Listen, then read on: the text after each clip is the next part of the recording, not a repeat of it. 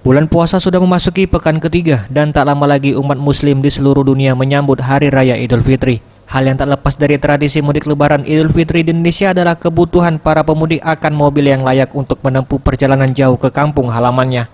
Namun ketika para pemudik antusias untuk pulang ke kampung halaman menggunakan mobil pribadi, satu hal yang kerap terlewat adalah servis kendaraan secara menyeluruh. Meski jarak servis belum terlampau jauh dari servis sebelumnya, pengecekan mobil sebelum memulai perjalanan jauh sebaiknya dilakukan.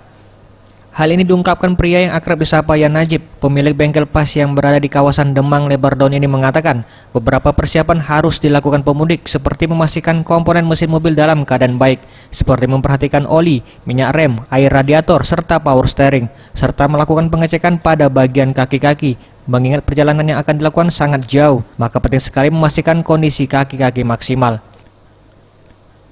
Dan tak kalah penting yakni kotak perkakas, salah satu persiapan mobil untuk mudik yang sangat penting. Fungsinya untuk berjaga-jaga saat ban kempes atau bocor di jalan. Di bidang otomotif memang harus kita perhatikan sekali karena masalah ini akan mengakibatkan fatal di jalan. Yaitu kita harus memperhatikan cek oli, minyak rem, radiator, dan power steering. Itu yang ke-1.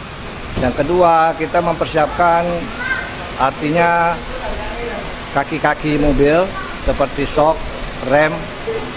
Dan ketiga, kita harus menyiapkan juga kalau perjalanan jauh, kita mempersiapkan lampu senter, tali, dan yang terakhir yang paling penting yaitu menyiapkan kunci-kunci dan juga ban serep harus baik. Tim Liputan Sriwijaya TV.